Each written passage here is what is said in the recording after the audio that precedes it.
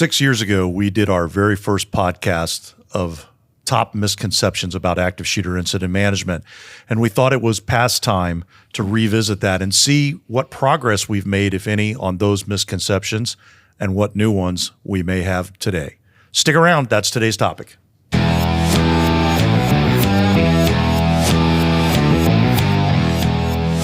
Welcome to the Active Shooter Incident Management Podcast. My name is Bill Godfrey, your podcast host. I am joined today by two of our fantastic NCIER instructors here at the National Center for Integrated Emergency Response. Billy Perry, back in the house. Billy, good to have you. Great to be here. Thank you for having me. And Peter Kelting, also back in the house. Both of you guys, law enforcement.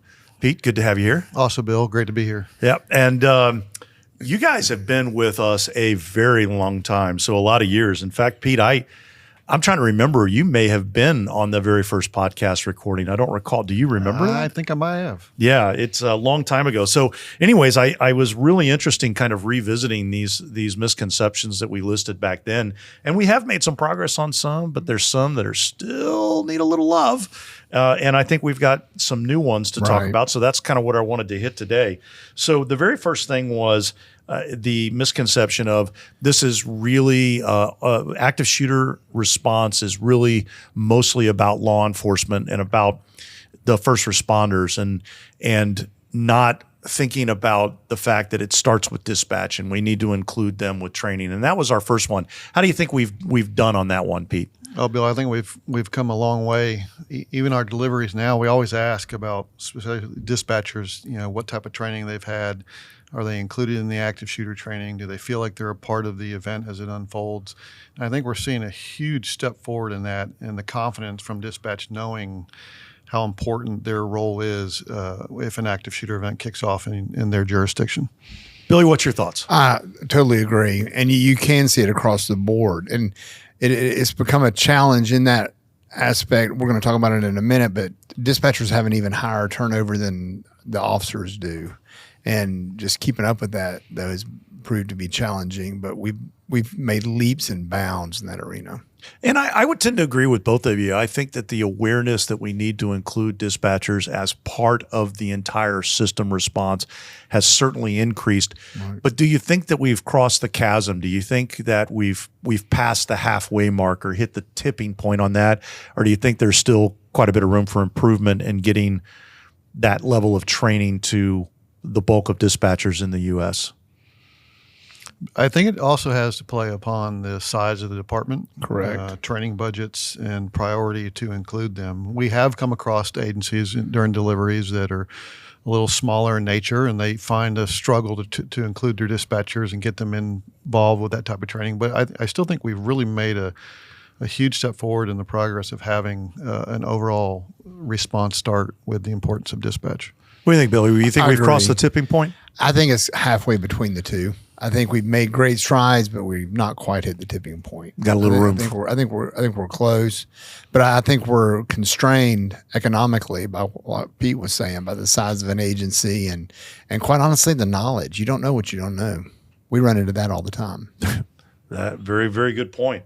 Okay, so moving on to the next one was the tendency on training, active shooter training, to over-focus on neutralizing the threat to the exclusion of everything else. Have we made progress? Are we at the tipping point? Do we still have some room for improvement? Billy? I could talk for hours on just this. I think it vacillates, and I think it looks like a sinus wave. I think there's times that we do really, really well at it, and there's times we are terrible at it. I think we can look back in history. We see where we as law enforcement, as Pete and I, our colleagues have gone in and eradicated the problem, and we've been able to move forward. And then there's been times that we've had a stop and horrific things have happened. And I'm not going to mention anything specific, but we all know what I'm talking about. So I think we've done really good in certain aspects, but I think it vacillates, unfortunately. Pete, what do you think? The over-focus on neutralizing the threat and training, have we made progress? Are we at the tipping point? Room for improvement? Again, we've made progress. I mean, you're talking about 2018 when we first talked about this, and we look at the deliveries that we're on. and hearing the feedback from the agencies and how they're able to cross that line and connect the dots. It's can we keep the priority? How long can we keep the number one song in the priority and focus on expanding all of the disciplines of first responders into an active shooter event? So I think we're getting there. We're kind of past that tipping point a little bit. I think so too. I think we've made really good progress in raising awareness that it's more than just neutralizing the threat. There's a lot more involved. I still think that there's a lot of room for improvement there. Still think we have a number of agencies across the country that haven't really, they're aware of it, but they haven't really changed how they're doing things, I guess is what I'm trying to say. They're aware we need to do more. They're aware that they need to be training with their fire department and their EMS and their 911 center, but yet day to day, push comes to shove, the training calendar comes out and we're still doing the same stuff. Well, and let me hit you with a little counter. Are they aware that they need that? Are they aware that somebody has told them that they need that? Well, that's good. It's a good question. And I think it's the latter more than the former.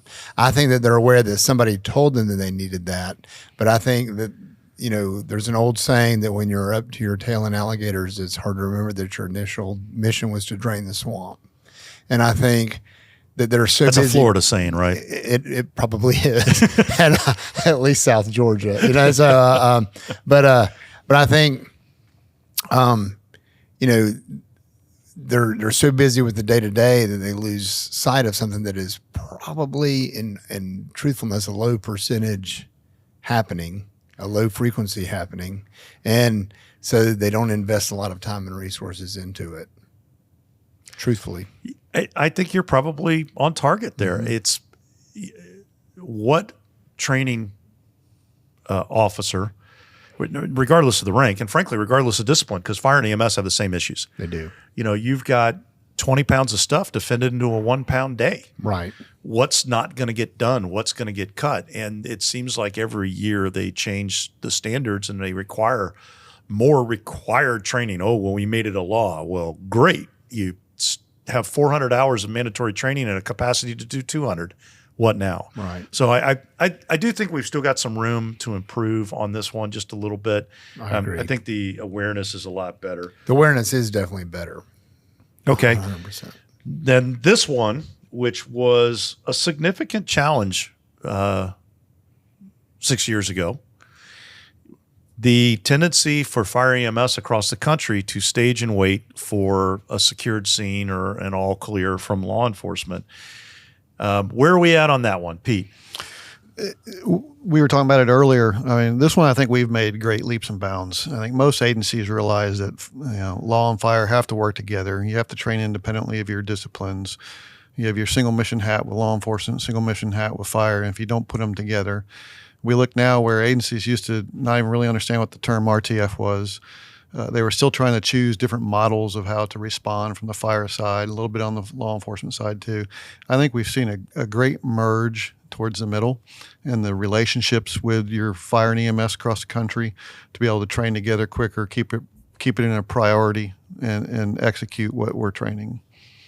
Billy? 100% agree. I do not know of a progressive city in the nation that is not running RTFs. I think that this one we can check off the list as a problem by and large. That's not to say that there still aren't some places, because there are a few outliers. Right. We have some outliers, but I think that we are well past the tipping point. We're past the majority. And if I had to guess, I would say that we're upwards of the 80-20, maybe even 90-10. There's still a handful of holdouts on the fire and EMS side that either old school chief, size of agency, rural, doesn't think it fits, or they Ship's just haven't too big gotten around to turn, whatever. that kind of stuff. But I think I'm glad to say that I think we've turned the corner on that agree. one. I think that one's really good. Okay, now the next one, a lack of integration across disciplines, and let me frame this one. We know that across the country, police and fire and EMS respond together on calls on a daily basis. Literally. Work together a lot. There is a difference between working together on each other's calls with very distinct missions and having to integrate into each other's teams to accomplish a single mission with a joint objective. And that was where the idea of integration was born from, is that because what we're talking about with trying to have fire and EMS personnel on a rescue task force with law enforcement security, it's tantamount to saying, Billy, Pete, I know you guys are cops, but grab this hose and come on inside with me. It'll be fine, right? It took us a little bit to make some progress on that, but there's been a lot of gaps, and it required a shift in thinking. It required a shift in training. It required a shift in execution. So what do you think, Billy? Are we there? Tipping point, still a lot of ways to go. What's your thoughts? Again, not trying to be, non-committal. I think we still have a ways to go, but I think we've come a long way. I don't think we've hit a tipping point by any means, personally, but I think we've come a long way. Pete? I think it's agency and jurisdictional bound sometimes too. It's relationships. It's trust. It's getting over the old turf wars where early on a fire service couldn't come up on a law enforcement channel. Law enforcement couldn't come up on a fire service channel. I mean, those type of things, those relationships, those trust, the training is the way to integrate. And from even police dispatch to fire dispatch, normally always being separated. You see now where they're building dispatch centers together. I mean, the integration is key to being successful at the end of the day, and trust that what the fire service is inviting us in to do with them, and the same with law enforcement. Pete, that changes with leadership. Absolutely. Because you can do really well under one. Am I right? Absolutely. Under one set of leaders, and then go backwards with another, and vice versa. Which is very disheartening. Very. When it's disheartening enough to see it, but to be a part of that agency and live it is very disheartening. I do want to tweak this one a little bit, because when we talked about it originally, we were talking about the integration across disciplines. But since then, we came to realize that we have an integration problem within disciplines, but across agencies. So in other words, law enforcement working with another law enforcement, fire EMS working with other fire EMS. A Fed working with a local. Get out of here. Crazy. Cats and dogs living together. What's wrong with that? Exactly. So where are we at on that? We've made progress. We're at the tipping point. We've got a long road ahead of us. I think we've made progress. We see the federal agencies as a part of our training, where we used to not have that. We have a lot of federal agency leadership come to the local jurisdictions and say, hey, how can I help? How can I get my folks involved? And how can we train together? I mean, we're seeing more and more the national response of everybody being involved, even if it doesn't go to the full end of the runway for that, but everybody gets involved. I think we're moving that direction. I think we're moving that direction too. I was reminded last week that we still have a way to go. I was doing an active shooter training with an adjacent county, and I was talking about how we get along so much better now, and they go, not really. And I'm like, well, blame a last. I mean, thought we did, I mean, you're here. It's back to what you just said, leadership. It is, seriously. And so, but it was sobering, and like, well, okay, let me readjust. But yeah. And I acknowledged this on some earlier podcasts. I think I've said it a couple of times, but in my time when I was active duty and was in senior level leadership roles, including that as a fire chief, I'm embarrassed and ashamed to say that I did view some issues through the lens of competition and territorialism, and it affected how well we worked with neighboring agencies and the effort that we made to work with them, the effort that we made to train with each other and to work together. And so on the one hand, I do understand where that comes from, and I'm empathetic to those feelings because I was there and I understand how easy it is to get sucked into that. Right. You're fighting for your existence in your organization, your budgets and everything else. And sometimes you can be dealing with a neighbor who is is interested in taking over your area, and maybe even trying to put you out of business with aggressive tactics. And so that's not fake, it's real, but it doesn't excuse the reality that our job is to serve the public. That's what I was going to say. And we can't do it alone. Right. And so if we don't want to have a completely clustered up response, we better be prepared. And, you know, you mentioned earlier, you get the issues of the day, and you're setting out to drain the swamp, and suddenly you're fighting 20 alligators. Right. It's very easy to forget that. And so I'm empathetic and I get it, but I do think we've made inroads and we've made progress. I think we still have a long way to go on leadership. Where I do think we've hit the tipping point, though, and I'd be interested in hearing your thoughts on this, is in training. I think the bulk of our mid-level and lower-level folks that are involved in training understand the value of including other agencies in your training and invite others to participate. I think we've made great progress there. It's just sometimes leadership blocks it, but I'd be interested in hearing what your thoughts are. I'll agree with a caveat. Okay. The younger ones do. The younger ones see it that way. The younger ones see it that way. The older ones do not. Older guard's still the same. Right. The majority. And I'm not painting them with a broad, I am painting them with a broad brush, but I'm not, you know, there are some. Well, there's a reason stereotypes exist, right? Right, exactly. And there are statistical outliers, but the vast majority of the older ones are still that way. The younger ones are much more accepting to new ideas. And so setting aside the either the personal or agency agendas, you know, based on what the goal of the day or what the week of the month is key to doing that. You know, Billy, I listened to you explain about, you know, what you felt when you were a fire chief of training with other agencies, other folks.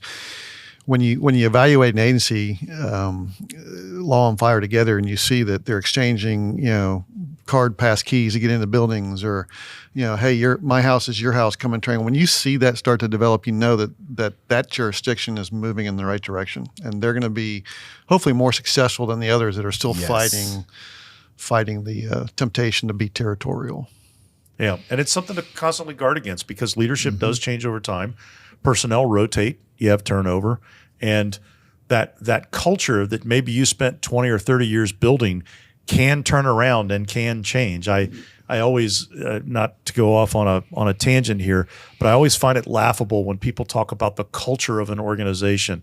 An organization doesn't live and breathe. The culture that exists because of the people that are there. Correct. You change out those people and that culture can change. 100%. It's not unique. Regardless of size. Yes. Small and large. Right. All right, moving on before I go off on a diatribe. Unified command is the magic bullet. If we would just establish a fast unified command right off the bat, everything would go perfectly. Unified command was the buzzword for many, many, many years. It was if we put that in place, everything's going to be just absolutely perfect down the line. And I think not just in active shooter, but in a lot of other things in law and fire discipline, building from the bottom up, getting information, the resources, developing command from where the boots meet the ground is what keeps your finger on the pulse and your foot on the gas to be able to be successful. Unified command is a taser, and that's what I've called it. Is that the 2-prong taser or the 10-prong? You know what? Potato, patata. Unified command is an electronic control weapon. Better? Yes, thank you. You're welcome. All right. Unified command is an electronic control weapon. Taser, please don't send me a cease and desist. It's just a joke. It was a joke, kind of.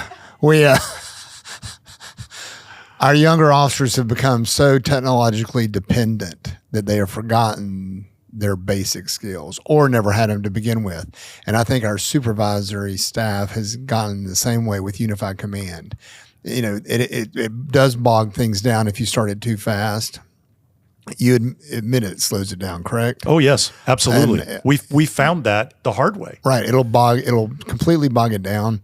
But it's the whole ICS and unified command and everything has become, it's been so ingrained in our young supervisors, now even our middle and upper supervisors, that's the only way they know. That where the younger ones have become technologically dependent when it comes to gaining control of a suspect, the supervisors have been become too dependent on that just to try to make a decision. I think the dichotomy of unified command paralyzed us, and what we're preaching now is the establishment of command of the first responding officer on scene, Right. and taking charge and setting priorities and pushing information up to tactical, which we'll end up talking about here shortly. Where in the past you almost kind of waited, like, well, I'm waiting for unified command to set up, and they're going to tell me what to do or where I'm going to go, type of thing. And I think we've really come a long way to realize That's the bogging down. how important that command up front is. And I'm going to piggyback on that, Pete, because I want to be really clear for the audience that's listening. We're not suggesting that unified command doesn't have a place. Correct. We do believe unified command has a place. We just don't believe that that place is in the first 10 to 15 minutes of this thing Correct. unfolding. Because here's what we found. You're in a hurry to get your law enforcement supervisor and your fire EMS supervisor married up, to, as you said, Pete, to start making decisions and sending orders downrange. Yet fire and EMS cannot do anything until law enforcement gets their arms around what is going on. Now, notice I didn't say they've neutralized the threat or they've Right. got the threat in custody or they've Right. secured the scene or any of that kind of stuff. But law enforcement is not going to be sending fire and EMS downrange until they have a mental awareness, a mental picture, situational awareness over what is going on and where it's going on. And until they get their arms around it, fire and EMS is standing there to some degree, hands in pockets, waiting for law enforcement to do that bit. And so what we found is that trying to force that unified command early became a distraction to that initial Right. law enforcement supervisor that was trying to get that done. And so if you let them execute, get that done, and we remember that at the end of the day, an active shooter event is a murder in progress. That is a law enforcement incident. To allow them to do that, get them under their feet, us to plug in as the support element, and then whatever the response time frame is for the big chiefs and the white wave of white shirts and long sleeves and ties to show up, then they can go to unified command, and that's when it makes sense, and they're looking at the bigger picture. But operationally, downrange, we haven't hamstrung it. Correct. And I'll just add in, I think it's, timely decision making. In the past, unified command, at least in my mind, was let's get all the folks in the room to be able to pull upon information to make decisions that I may not know from a fireside. But as we talked earlier, when you train together, when you're constantly keeping it as a priority, and you and I work together and train together, then if you just happen to not be there right when I need to make that decision, I'm going to make a decision I know that you trust in me or I trust in you that's going to be about 90-95% on the spot and on the mark for what we need to accomplish moving forward. Relationships matter. That's it. They do. They do. So, perfect segue into our next one, which is the misconception that there's not just a unified command, but that law enforcement somehow shouldn't be in command. It should be this joint command or something else. It is a murder in progress. People, and the misconception then was people don't realize that law enforcement is not only going to be in command of this thing initially, but they're going to hold on to that command a lot longer than people realize. Where are we at on that one? We made progress. We're at the tipping point. We still got ways to go. We made a lot of progress, I think. We made a lot of progress. I think we may even be at or just past the tipping point. And again, it comes back to training and trust. There's not a territorial, grab during an event like, I need to be so much a part of this so that my agency doesn't feel like I didn't contribute, right? It's going to be it's a law enforcement event. It's an active shooter event. It's going to remain a law enforcement event. It may have moments of small transitions from maybe agency to agency or just a little bit of discipline over to another discipline, especially in like family assistance and stuff like that. But that's all goes back to what the unified command's about. But it's a law enforcement driven. The last several years, all over the country, every fire agency is like, we don't want this. You can have it. Yeah, I think when you look at the totality of the response and what all's involved, I think most fire and EMS agencies open their eyes and go, whoa. Right. I did not know that all of this had to happen, and I sure didn't realize it all had to happen all at the same time. Right. I think that's one of the big awareness items. So the last thing on the list of misconceptions from our original podcast 6 years ago was thinking that the role of the command post, the job of the command post, was to run everything downrange. That the mindset of responders is that the command post is directing all of the downrange activities as opposed to tactical triage and transport the way we do it now. Where are we at? Do you think that people understand those two roles? You think we've still got ways to go? We at the tipping point? What do you think? Man, we're going to come off of this very indecisive, but it depends on the commander that's in there. I think a lot of the ones, a lot of the newer, more progressive ones, are absolutely going to have a bigger picture and know and not try to do what you were just saying. They're not going to try to micromanage and not try to make every decision, not try to drive every train down there. I think some of the lesser trained, we'll say, or the less confident, less knowledgeable, are going to try to do that.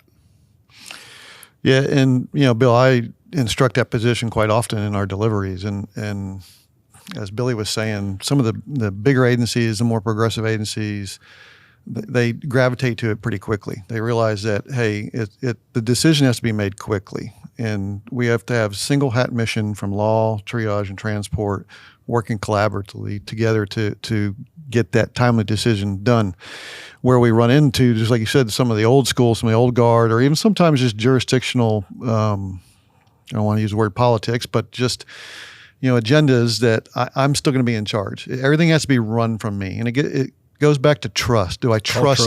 Do I trust that tactical officer that's in place to make 100% of the immediate decisions needed to get that job done, to neutralize the threat, to transition into RTFs, to transport folks off the scene? Because as we point out in our deliveries, the incident commander has so much else on their plate. And if they think they can run it all, they immediately get bogged down. I agree with both of you.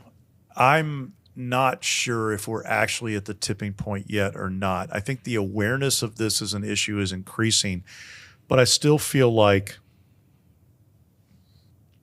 in most of the classes and training sessions we do, there's still an awful lot of people in the room that think the role of command is to do what is happening at tactical triage and transport, to run that down range. And they're shocked, this aha moment of, holy crap, I've got to do all of this other stuff at the command post that wasn't even on my radar, because I've been totally focused on the neutralizing the threat, rescuing the injured, clearing the facility. But I forgot about all of the other things that have to get done all at the same time. Otherwise, you choke off your primary mission. Right. And it turns into an issue. So I think we've made progress, and I think we're making progress and increasing awareness on it. I don't know if we're at the tipping point. It's very hard to judge from my perspective. It is. I lay a lot of it still at the feet of the boots on the ground, because I am one. I'm a boot on the ground. And I think if we were more proficient truthfully, in our craft, and I think if we went in there and we neutralized them immediately, we can look at some that really did a great job, Covenant, Nashville. If they went in and did that, set up a casualty collection point, set up an ambulance exchange point, did everything for the golden hour, it ends up being really amazing, and it's so much easier for the commander to manage. It is. And I think that's another big takeaway from people that participate in these these live scenarios, going through this firsthand, feeling the sense of being overwhelmed and the anxiety that comes with, I'm in this role and I don't want to mess up. And then realizing that, well, wait a minute, everybody has a role. This thing is kind of sectioned out, and I don't need to be overwhelmed because I've got people to manage that. I just have to take care of this and pay attention to those things. So I think we are making progress. I agree. So that was it on the old list. Let's talk about some new misconceptions that have come into the lexicon, so to speak. Billy, you want to kick us off with one? I think ignorance as to what we do. I think that's the misconceptions is the people, and I mean the general public and the managers of the areas where this kind of stuff happens. Pick one: a school, a hospital, a church. They have no idea what this entails and what we actually do. And I think that is one of the biggest ones. And I would add on how long it takes. I concur, right? Because you're going to own it because like you said, it's an active murder. It was an active murder. It's now a murder scene, a murder in progress scene. And we're going to be there, depending on the size of the venue, for at least a day, at least. I mean, it's going to be how long before you get it cleared, And, I mean, it took us hours and hours and hours in Jacksonville to clear the landing. So, I mean, it's going to be a long time. And I think that's one of the big ones. And where I work now in a school, having to educate the administrators is because when they realized what it was going to be, that was the reunification was on them. I mean, just there are still misconceptions because they thought it would be over in an hour and a half. That'd be nice. It's just not reality. It's not reality. Yeah. Pete, how about you? What's on your list? I think training. I think just because an agency decides to bring in training for active shooter response, check the box. Hey, we've done this, we've done that.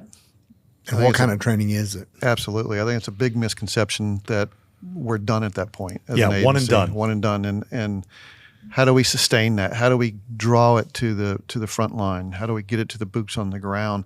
And even the individual parts of that training. An agency will send somebody to a class, and how many times they come back and it's like, I've got all this information. How do we get it, involved and disseminated into our training protocol? So training. And it's perishable. It is crazy. Absolutely. Perishable. It's no different than fighting, shooting, driving. It's a perishable skill. And when we don't revisit it, it diminishes.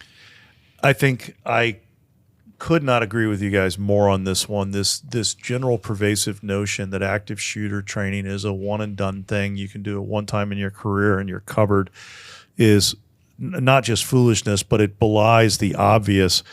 We ran some numbers a couple years ago on turnover rate of typical organizations when you figure out, you made the assumption of a 25-year career, retirements, attrition, promotion, people that just leave or career changes and things like that. And a typical organization is going to turn over 6 to 7% of their workforce every year. Every year. So how does this training ever get to be one and done and not have to be revisited? First of all, because you've got new people coming on every year, new supervisors every year. So every agency that is hearing this since this original podcast has turned over 42%. There you go.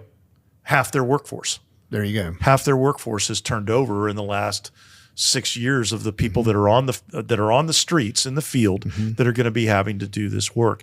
And the other thing that I'll add on is I don't believe we're ever going, and this is just my personal belief, I don't believe we are going to solve our active shooter response problem in this country until we stop looking at it as specialty training and we realize that this is everyday training, just as basic as weapons handling for law enforcement and how to start IVs and put on bandages for EMS. Should be in the academies, should be academically in the academies, trained in the academies. Absolutely, 100%. And then part of the annual refresher training. So the one and done, I think, is a huge issue. And we hit in that one also turnover. So that turnover was on my list. So we hit a twofer there. I'm going to get your thoughts on this one. Law enforcement should transport the injured, not wait for fire EMS. Never. Never say never. I give you that. I knew you were coming that way. Yeah. But man, it has to be Romulans have landed. Yeah. Yeah. I mean, I think we demonstrate quite often in our deliveries is that, the decision to start transporting law enforcement patients in law enforcement cars is based on unorganization, unaware of what is set out to respond to the event. When you have rescue there and so forth, but are you taking them to the right hospital? Or are they going to be turned away? Can you really provide the life-saving care in the backseat of a patrol car that a certified paramedic can in an ambulance?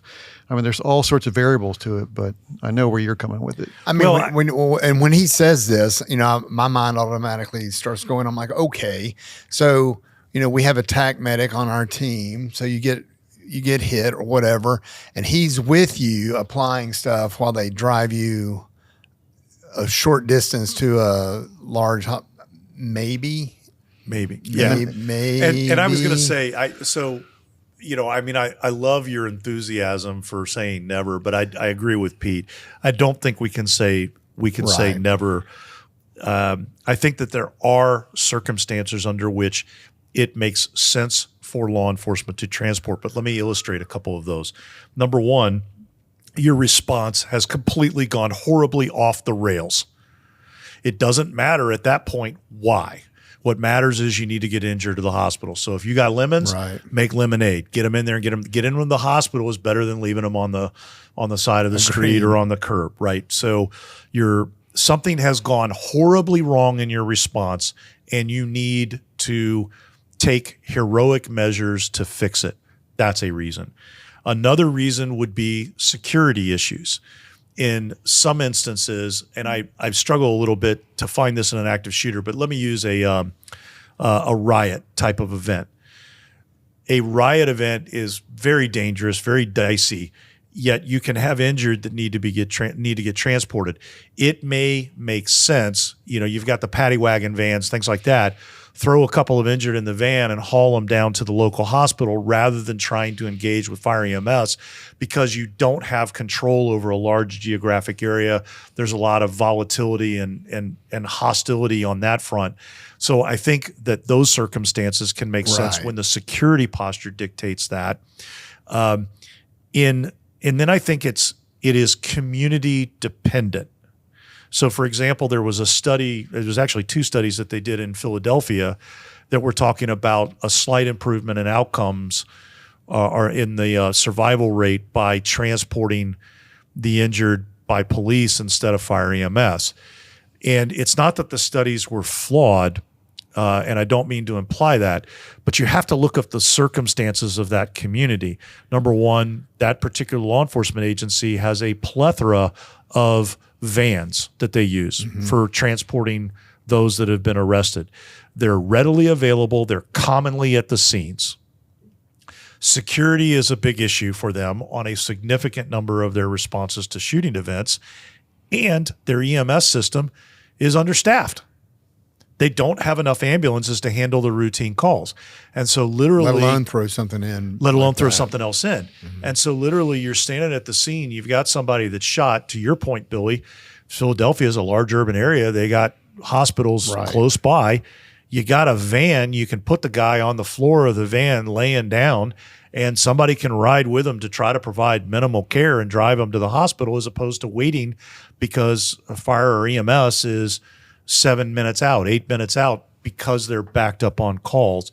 So I think you have to factor those things in from a community perspective, that the particular locale or the area may have some challenges.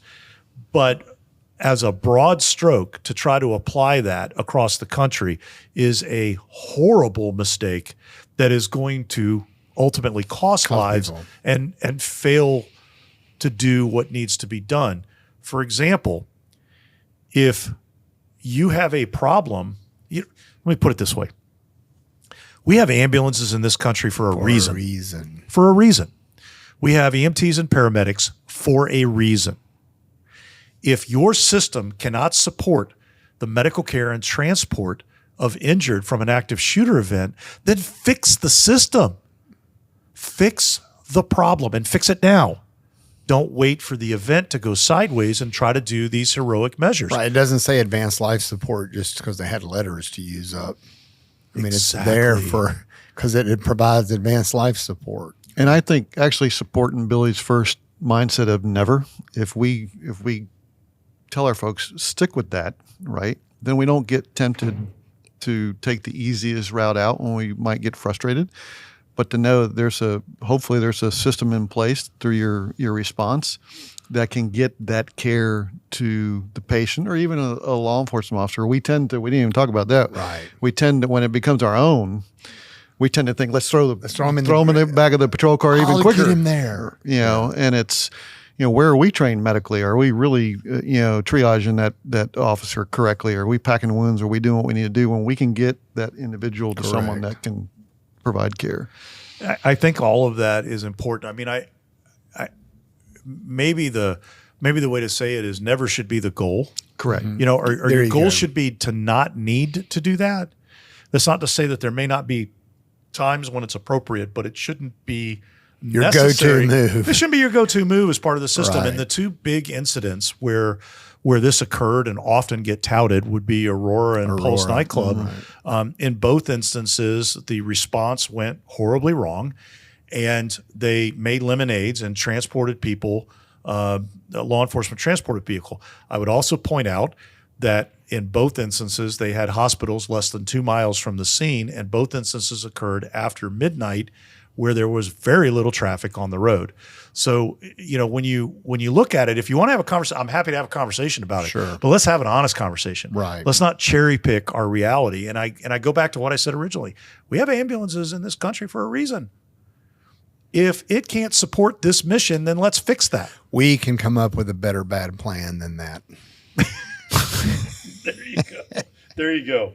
All right, last call. Any other new misconceptions you want to throw down on the table? I can't think of any. I can't think of any right now either. All I think right. we covered a good gambit there.